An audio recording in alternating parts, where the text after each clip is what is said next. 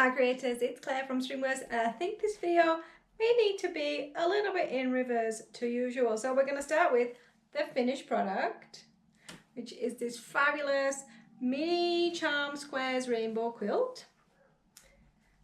And then we're going to work back in time, because if I remember, I started making this project the end of February last year, and it's now the middle of February this year, so 12 months in the making.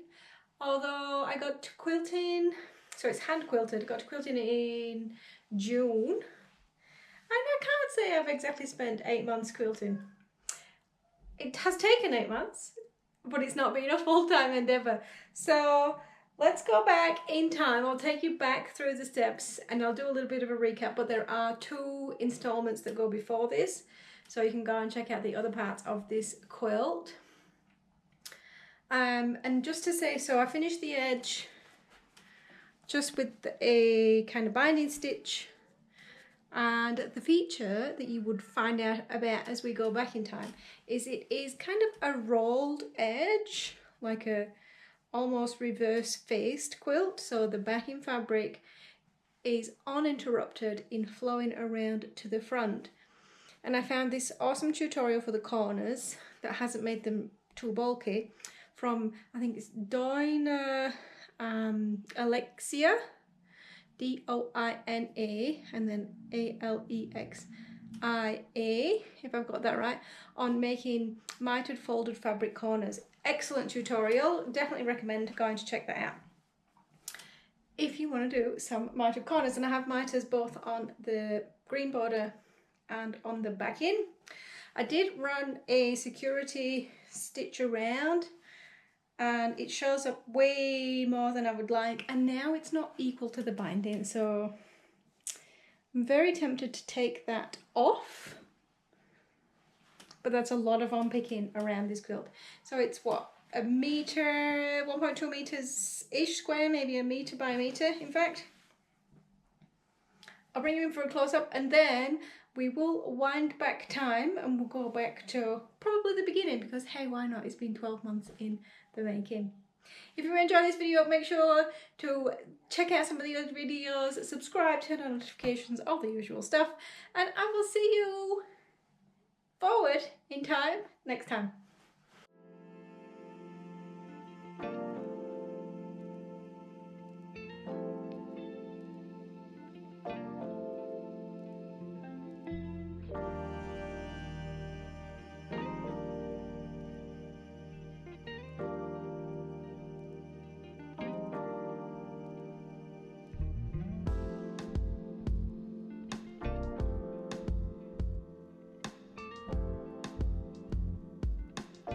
First thing I have to do is whip through and take out all the quilting pins, so I will do that,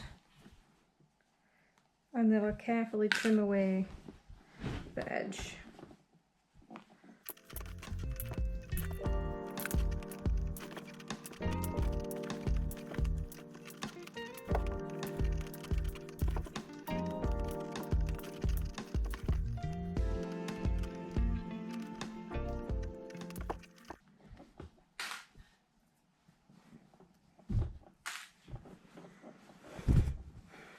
To be sure, when I do trimming, that I'm not going to accidentally cut this, I'm actually just going to run along and pin this so it's definitely out of the way of any trimming. But I'll probably just use regular pins.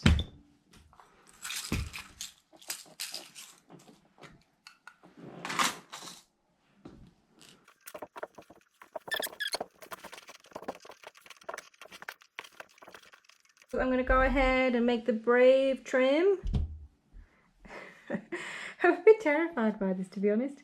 Let's go. So I'm not going to trim it right up to the edge of the fabric. I'm going to go maybe 1/4 of an inch out from that, where I can, just to give me that bit of buffer in the very edge. I also may have inadvertently buried a thread end knot in there. That's the other reason. I'm just giving myself that little buffer.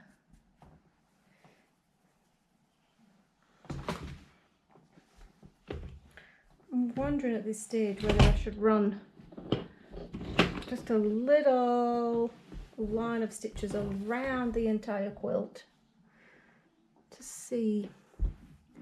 secure, because you wouldn't necessarily see it on the finished quilt if I did it quite close to the edge. You would see it on the back, obviously, not on the front.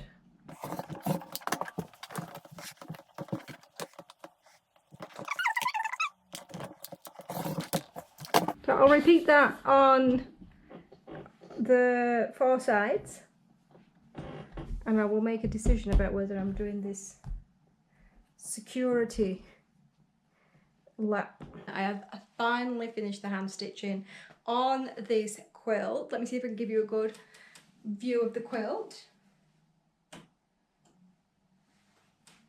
Now I'll show you close up some of the hand quilting. So there's a bit of twists and turns happen, and then some curves in here that come back on themselves, some kind of tracking that through, and then, you know, it's starting to go in different directions. Just to show you the other side, nice big wide curve in here, but then kind of backing that up with some different things. I'll see if I can get a good shot of when it's finished. I did play a little bit of thread chicken in that this is all the thread I have left. So one 6 strand and one 3 strand. So I've got 9 strands left, so a bit of thread chicken there.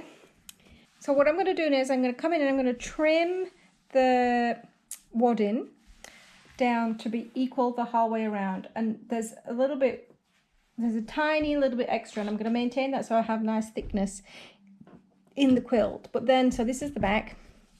What I'm going to do is I'm going to double fold. So I'm going to fold down, I'm going to leave the selvage edge on, and then I'm going to fold down again, and I'm yet to decide quite how thick I want that binding to be. So I maybe end up kind of double folding it and having a thin edge. Quite like that, but I do love the fabric itself, so I potentially will fold it all the way down. I would like at least these 2 parts to be equal, so I will do that, and then I will hand stitch this down, and then the quilt will be finished.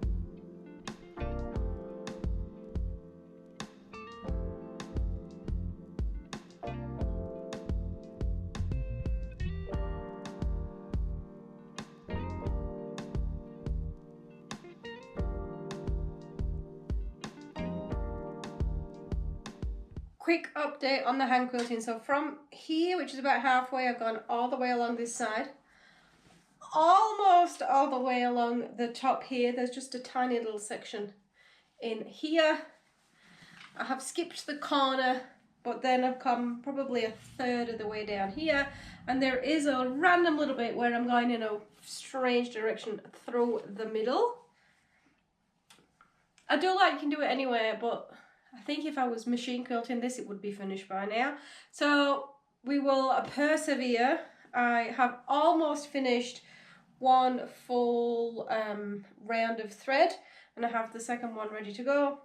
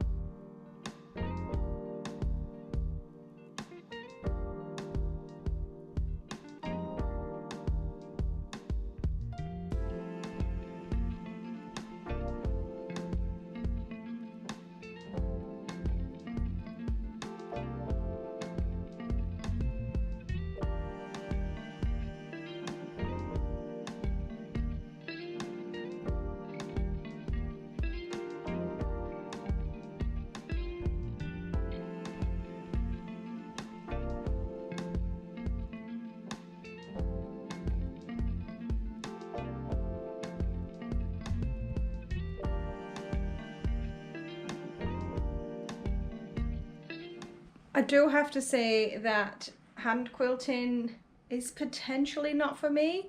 I probably haven't picked this up for at least a month. I've taken it on a couple of trips and I just haven't been able to just bring myself to do it. I'm finding that it really triggers my perfectionism and I have to put each stitch in individually, which means it just takes a long time. As if I load up, I get like a partial straight and then a kind of a switch of angle and then a partial straight and a switch of angle, and I find that the tiny switches of angles every time looks better, like it is intended to be a curve. I've given it a start and I've got 4 threads started. I think this is really going to test my perfectionistic tendencies. I'm finding that when I put multiple stitches on the needle as I try to curve, they just end up looking strange. But I have started down here to make that curve back for the contour that I'm thinking.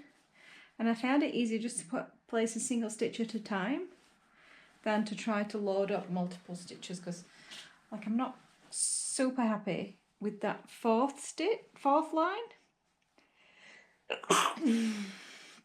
It just there's something about it just doesn't feel like it aligns, so I may put the stitches in more individually. On the back, it really does blend in with that tropical punch. You can barely see anything. And it looks like I've missed, oh no, you can barely, it's so faint in sections that you can barely even see that I came through to the back fully. I've finished the 4 corners and I am so happy with them. Each one is pretty close. Now this isn't a perfect quilt, so definitely good enough. I did find it a little bit easier just to kind of lay the 2 strips over each other and measure the diagonal to take into account if they weren't quite sitting perfectly square. I didn't expect this to take quite so long, but I now have one finished quilt top.